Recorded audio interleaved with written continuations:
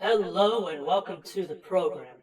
Pastor Artur Pawlowski released a phone conversation with one Michael Jackson, who is in prison for hiding his daughter to prevent her from getting the poison jab back in November of 2021, and was arrested in February of this year.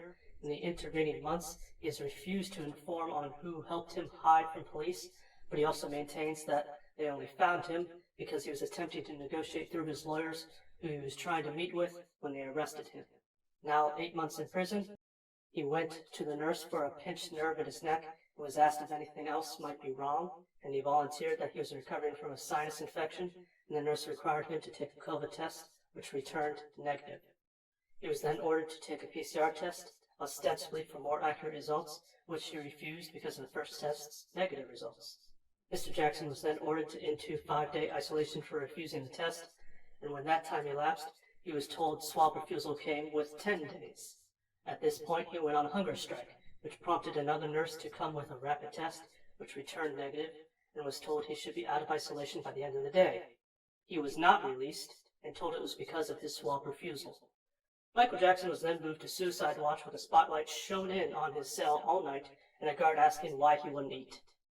A nurse provided Mr. Jackson a complaint form that he was assured would end the gridlock and the faux bureaucracy, so that he was persuaded to eat dinner, but skipped breakfast and was moved to yet another cell much nearer to his own.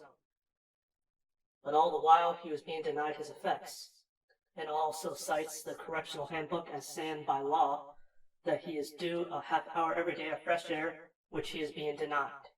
Mr. Jackson feels certain he is being denied his Bible and can't clean his own cell as punishment for refusing the test. He also spoke to the standard for medical care within the prison, which included being prescribed blood pressure medication without seeing a doctor, and that easily half of the inmates are on medication for the purpose of keeping them docile, rather than being concerned with their well-being in regards to the use of the drugs. Finally, that the food provided in the weekends is unsuitable for a diagnosed diabetic. As it stands, political prisoner Michael Jackson is vowing to go on a hunger strike until his situation changes and is asking for your support. He has a Give, Send, Go legal defense page that has been set up on his behalf that will be available in the description below, along with his interview and the news articles on him that I could find. I am hoping that we will hear another phone call again and that more independent media picks up his story.